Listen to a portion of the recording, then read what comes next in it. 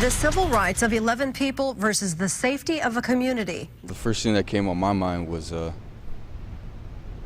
why me?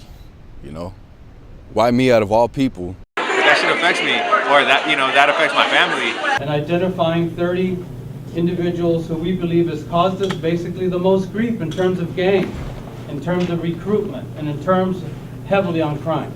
Gang injunctions are civil lawsuits against neighborhoods based on the claim that gang behavior is a public nuisance to the non-gang involved community. It creates a binary between good community members and so-called deviant members. Gang injunctions establish safety zones in which going to parks, congregating in large numbers, and wearing clothes said to be affiliated with gangs violate the injunction's terms. These violations can be met with a fine or an increase in sentencing, and for undocumented people, the punishment is more drastic and could lead to deportation. Traditionally, what is conflicting about gang injunctions is that the lack of specific individuals named leaves ultimate discretion to police officers. However, in Santa Barbara, 30 mostly Latinx people were named without justification, in addition to neighborhoods. Focus blame and fault and negativity on a specific population that really becomes to be the symptom of it. It's the symptom of all of these issues that are happening, right? A symptom of a racialized school system, right, where we don't get to learn about ourselves, where we don't feel pride in ourselves, so we reach to find pride elsewhere. Because you're using these 30 people as bait to be able to put 1,000 more young people, yet to be named people on a list. And so that was the bigger issue. It's not just the 30 people that the city's trying to frame and focus on, right? Look at everything, all the bad things they did. Look at all the crimes they've committed, etc. This is why we need a gang injunction. But to really be able to empower ourselves and read that fine print and say, no, you have a larger plan behind this, and we're not going to stand for that. This injunction was trying to make people invisible. And we just mobilized folks and we're like, yo, like, what is it about us that makes you afraid? What is it about community that makes you scared? Like, what is it about our culture that makes you afraid?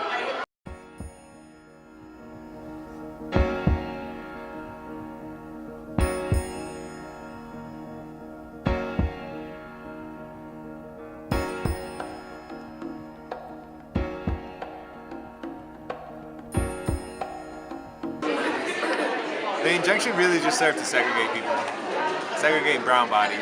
To create this idea that we're in a danger zone, right? That this area that we live in is going to be in danger unless we take these steps to basically eliminate this community, right? It's really ridiculous to see how like outsiders, people from the outside, look into your community. Specifically, this injunction was, it was kind of a reaction to the whole image of like Santa Barbara being a safe, liberal paradise. And there's also a lot of money that was going behind the injunction. And money, Santa Barbara is known for being wealthy, and they thought that you just start suing some people and hopefully you'll keep the brown folks out of the popular areas, like off State Street, the main thoroughway. I think the thing that really got it rolling was like scared white business owners. And the reason I say that is because this area is very well known for its tourist attractions, and it's a desirable place to live. People want to come raise their families here and whatnot. And so throughout its history, it's had its incidents, and I think during the time the injunction was being proposed, there had been a few incidents involving men of color, like violent incidents, and so the city really wanted to crack down on quote-unquote gang crime, right? Which at the time was kind of actually a really small percentage of overall crime. It was really ridiculous how the city was pouring money into an injunction when it could have just honestly been pouring money into rehab programs, into education, into just community works, right? Like you're spending hundreds of thousands of dollars to tell people where they can't be and where they can't go.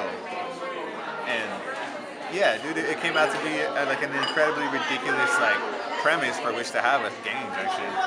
So Gang injunction would serve to distract people from the serious economic and racist and classist problems that we have in this city. We don't have enough city funding for youth programs. We don't have enough city funding for community and family and rehab and healing programs. So how are you going to say that this is the most immediate solution to creating a healthier, safer community?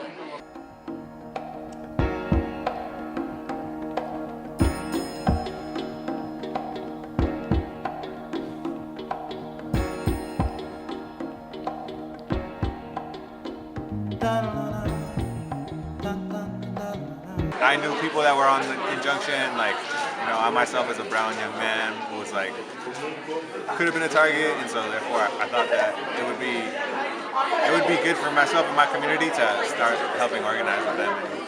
From what I recall, the injunction didn't pick up momentum until people started reaching out for help, like people that were on the injunction list. They started reaching out to people that we knew, like organizers, and they're like, hey, you know, what can I do to get myself off this list?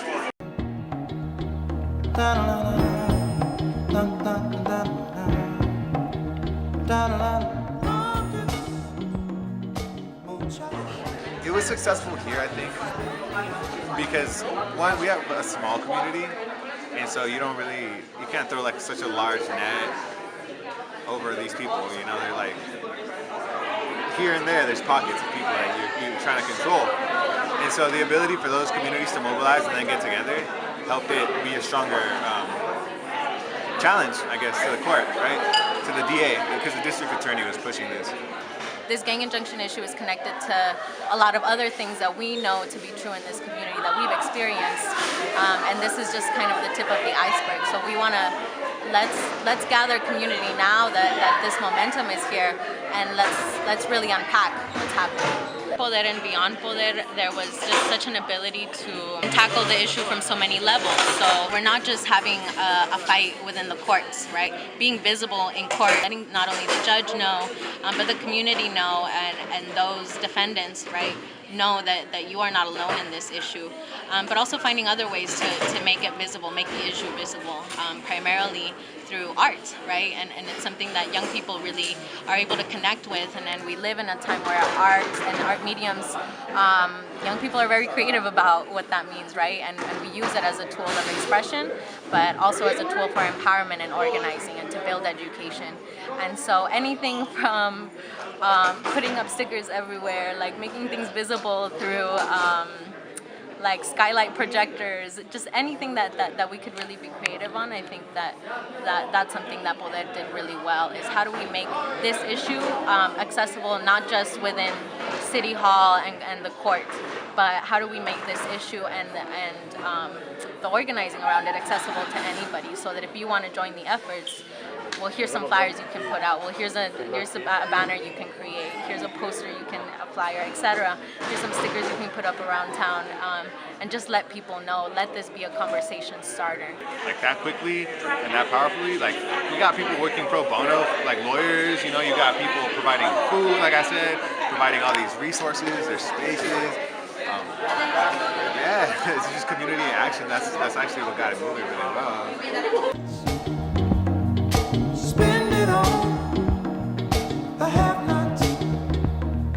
The most important piece, which I think often organizing tends to dismiss when we think that all we need to do is get votes, or when we think that all we need to do is get a judge to say yes or no. And it's really beyond that. What we really focused on is also creating a societal, a community, a paradigm shift, right, of the way that people really think about the issues happening. This is not just a gang injunction we're fighting. We're fighting a city and environment in which we are really not allowed to express ourselves, to be our truest selves, and to find ourselves, and to connect with each other. So we continue the fight. Injunction, that's down.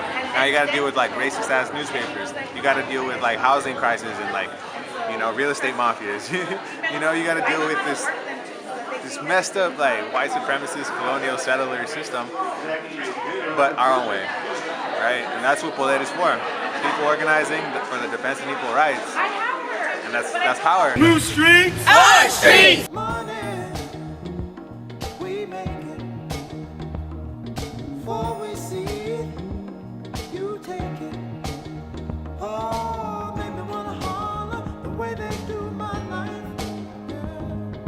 Made me wanna holler the way they do my minute.